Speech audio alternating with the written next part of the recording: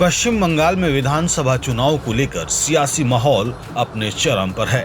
चुनाव 2 चरणों में 23 अप्रैल और 29 अप्रैल को होने वाले हैं और जैसे जैसे मतदान की तारीख नजदीक आ रही है, वैसे वैसे राजनीतिक दलों का प्रचार अभियान और आक्रामक होता जा रहा है।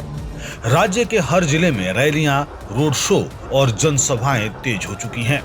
इस बीच अमित शाह ने खड़गपुर सदर में भव्य रोड शो कर बीजेपी के चुनावी अभियान को नई गति दी।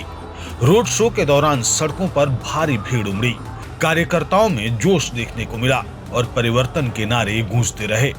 बीजेपी इसे राज्य में सत्ता परिवर्तन की मजबूत लहर के तौर पर पेश कर रही है। वहीं गुरुवार को नरेंद्र मोदी ने पश्चिम बंगाल में लगातार 3 बड़ी रैलियों को संबोधित किया था। उन्होंने हल्दिया, आसनसोल और बीरभूम में जनसभाएं की थी। इसके अलावा उन्होंने आसनसोल में एक भव्य रोड शो भी किया था, जिसमें बड़ी संख्या में लोग शामिल हुए। अपने भाषणों में पीएम मोदी ने टीएमसी पर जमकर निशाना साधा। उन्होंने कहा कि पश्चिम बंगाल को भ्रष्टाचार, हिंसा और कुशासन से मुक्त कराने के लिए सत्ता परिवर्तन जरूरी है। उन्होंने राज्य के लिए 6 गारंटी का ऐलान भी किया, जिसमें बेहतर प्रशासन, पारदर्शिता, महिलाओं की सुरक्षा और युवाओं के लिए रोजगार जैसे वादे शामिल हैं। वहीं दूसरी ओर मुख्यमंत्री ममता बनर्जी भी चुनावी मैदान में पूरी ताकत से डटी हुई हैं।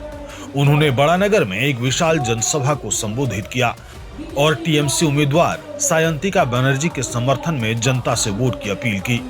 ममता बनर्जी ने अपने भाषण में बीजेपी पर बाहरी हस्तक्षेप और राज्य की संस्कृति को नुकसान पहुंचाने का आरोप लगाया। इस चुनाव का सबसे हाई प्रोफाइल मुकाबला भवानीपुर सीट पर देखने को मिल रहा है। यहां ममता बनर्जी का सीधा मुकाबला बीजेपी के शुभेंदु अधिकारी से है। यह सीट न सिर्फ राजनीतिक रूप से अहम है, बल्कि प्रतीकात्मक रूप से भी दोनों पार्टियों के लिए प्रतिष्ठा की लड़ाई बन चुकी है। इस बीच बीजेपी ने अपना चुनावी घोषणा पत्र भी जारी किया है, जिसमें विकास, इंफ्रास्ट्रक्चर, कल्याणकारी योजनाओं और कानून व्यवस्था को मजबूत करने पर जोर दिया गया है।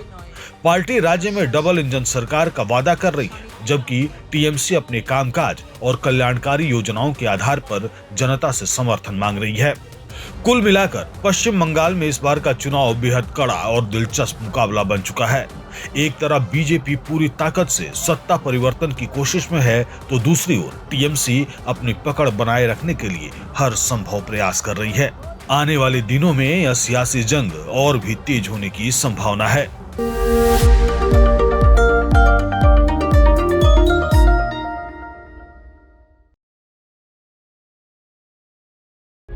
प्रभातखबर.com, विश्वास वही, रफ्तार नहीं।